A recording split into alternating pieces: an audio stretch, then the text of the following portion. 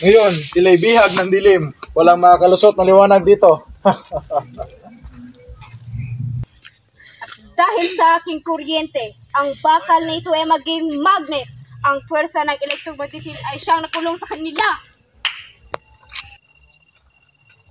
At apoy ko ang mapatibay sa kulungan at sinumang lalapit ay matutusta.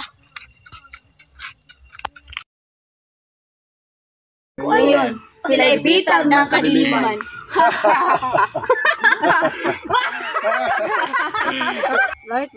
Hindi ninyo nauunawa ng aking kapangyarihang liwanag. Sa physics, alam natin na ang liwanag ay nagbibigay enerhiya at iyon ang aking sandata laban sa dilim. Tubig ko ang magpapahina sa daloy ng kuryente ni Volt. Tulad ng sa kuryente, kapag may tamang konduktor at insulator, maaari nating pigilan ang puwersa.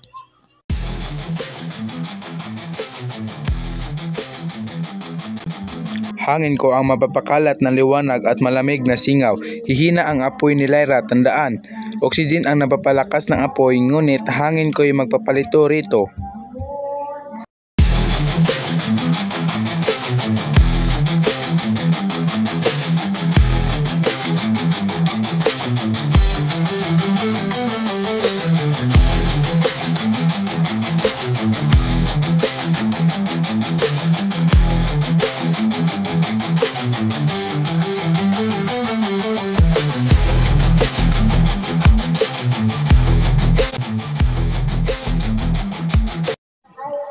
At unti-unti nang nanghihina ang electromagnetic prison.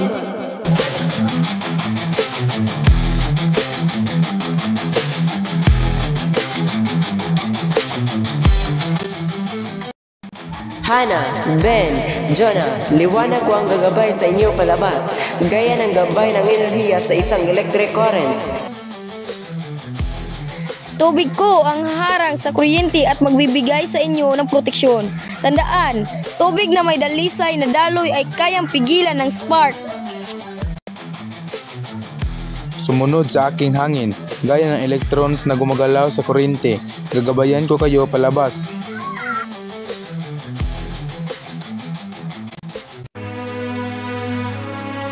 Hindi pa tapos, ang dilim ay magbabalik.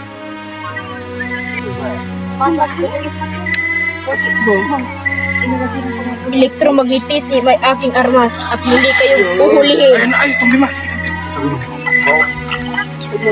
At apoy ko'y muling sisiklab.